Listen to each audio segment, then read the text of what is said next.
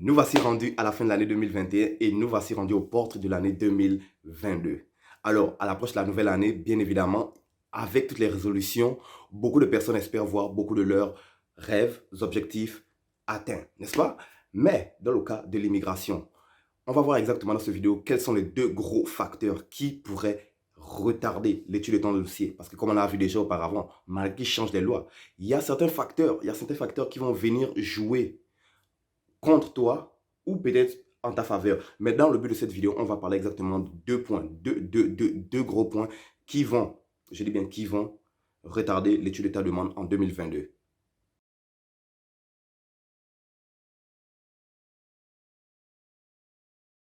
Hey, bon retour avec ton gars Terence, l'afro-investisseur, avec un nouveau vidéo pour la communauté afro. Si c'est ta première fois sur la chaîne, bienvenue à toi. Abonne-toi à la chaîne, active la cloche de notification, va dans la chaîne. Il y a tellement de contenu pour toi, pour découvrir ce que tu ne sais pas à propos du Canada. Et si tu es déjà un habitué de la chaîne, bon retour à toi, bon retour. N'oublie pas, aime, partage cette vidéo.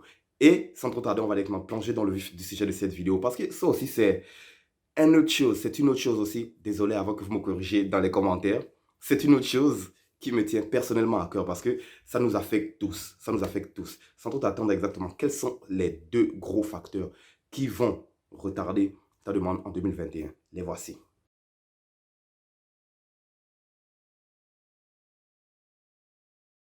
Alors, comme vous le savez tous, le gouvernement du Canada opère sur deux gouvernements différents, le gouvernement provincial et le gouvernement fédéral. Et pour ceux qui suivent la chaîne depuis bien longtemps, vous savez déjà exactement que Québec a son propre gouvernement, même s'il répond au gouvernement fédéral qui est le gouvernement de l'Ottawa, de la province de l'Ontario. Tu comprends?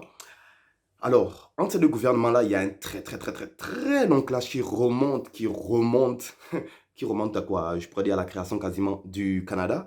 Je vais essayer de te l'abréger en quelques lignes parce que c'est une longue histoire. On va s'épargner les détails. C'est pas votre histoire, n'est-ce pas? Pour faire simple, tu dois comprendre qu'il y a un gros clash au Canada depuis bien longtemps à propos de la langue. Tu as une partie du pays qui est majoritairement dominante en anglais. Tu as une autre partie du pays minoritairement dominant. Bon, ils sont minoritaires alors ils ne sont pas dominants. Minoritairement parlant français. Bien entendu, ici, c'est la province du Québec. La province du Québec se retrouve être l'une des plus grosses provinces francophones du Canada. Mais attention, il y a bel et bien d'autres provinces au Canada où on parle français. Mais le Québec reste la première province. Et tout le reste du Canada, bien évidemment, il parle anglophone. Fait que et je parle bien depuis lors, je n'ai pas les dates en tête, excusez ma mémoire s'il vous plaît, il y a eu un très gros clash. Tu avais une partie du pays qui voulait devenir indépendante, et ici je parle bien du Québec. Le Québec se voit ici comme un pays dans certaines situations. D'après le Québec, ils ont assez d'économies, assez de ressources pour être autonomes, pour avoir leur propre pays. Et tu as un autre pays, tu as un autre côté, le reste du Canada qui était contre cette idée-là. Alors, il y a depuis très lors un très gros clash. Mais ce clash-là prend ses racines d'où? Ça prend ses racines tout simplement de la colonisation française. La colonisation française et la colonisation britannique, c'est de là sont les raisons majeures de ce clash aujourd'hui, ce clash qui vous affecte de façon indirecte. Qu'est-ce que j'entends ici par là? Tu dois comprendre alors que depuis ce clash-là, vu que la province du Québec s'est vue minoritairement dans le Canada, ils ont décidé de mettre en place des lois qui vont protéger la loi française. Il y a plusieurs lois, mais l'une des plus grosses lois qui protège le français au Canada, à Québec, c'est la loi 101. Je ne vais pas rentrer dans les détails de la loi 101. Si vous voulez que je rentre en détail là-dedans, faites-le moi savoir dans les commentaires. Alors aujourd'hui, cette loi, il y a des pour et des contre. Il y a des pour et des contre. Je vais t'énumérer quelques pour. Admettons, le pour ici, c'est que bien évidemment, dans un pays aussi grand que le Canada, c'est important le multiculturalisme. Et le multiculturalisme, on y passe à travers quoi? La diversification des langues. Alors c'est très important. Et dans un pays comme le Canada, avoir un pays francophone permet d'avoir, comment dire, un certain pied dans les pays nord-américains. C'est un plus. Mais où est-ce que ça devient un contre? Ça devient un contre tout simplement. Pourquoi? Parce que à cause de ça, maintenant, le gouvernement du Québec, lui, il ne se retourne jusque vers les colonies françaises, ou devrais-je plutôt dire ici les pays français. Bon, quand je dis colonies françaises, c'est entre guillemets, n'est-ce pas?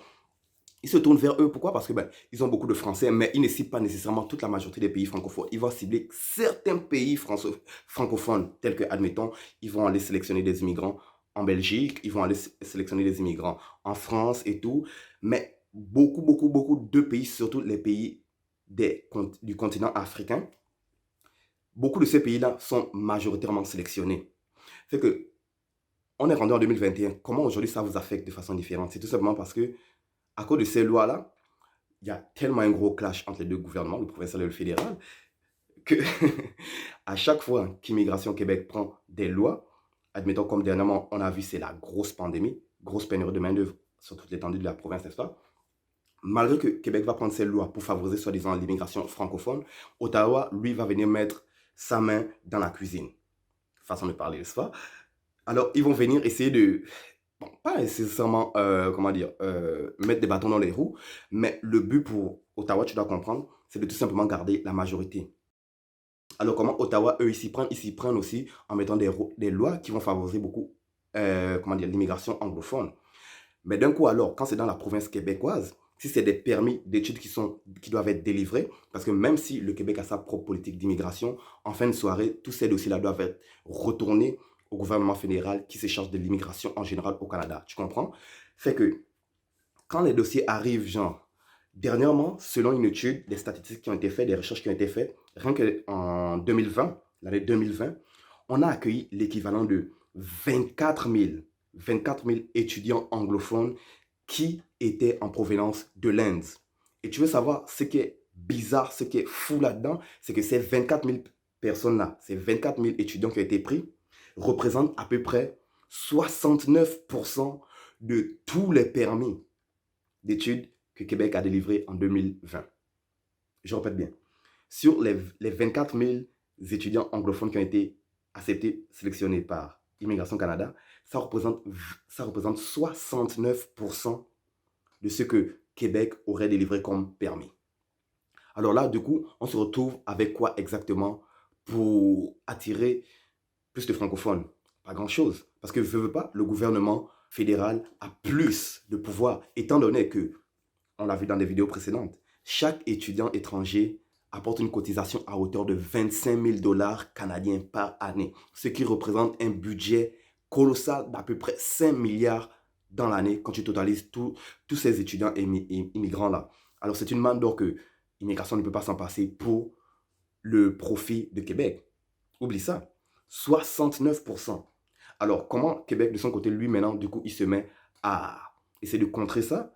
Il se met à essayer de contrer ça en attirant plus d'étudiants francophones, mais en mettant des lois qui vont bloquer, bon, bloquer c'est un gros mot, qui vont défavoriser les institutions anglophones. Désolé. Tu dois bien comprendre. Au Québec, il y a beaucoup d'écoles. Dans le secteur privé, le secteur public. Le secteur privé, il y a beaucoup d'écoles anglophones. Le secteur public, majoritairement francophone. Alors, beaucoup de personnes, ils savent qu'une bonne façon d'obtenir le CAQ, c'est de tout simplement s'inscrire dans une école anglophone. Fait que Québec, ils ont décelé ça. Alors, ils ont mis des bâtons dans les roues. Ils ont passé une loi dernièrement qui crée une très grosse polémique. Qui va mettre les écoles francophones en avant? Voilà pourquoi quand je fais des vidéos, je vous rappelle tout le temps, quand vous ciblez la province de Québec, ciblez les régions éloignées.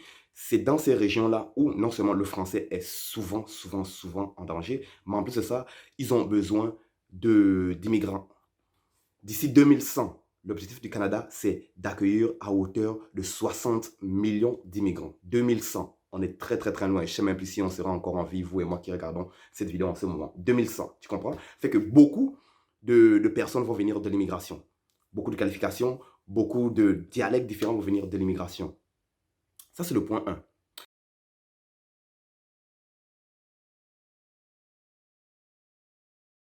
Le point 2,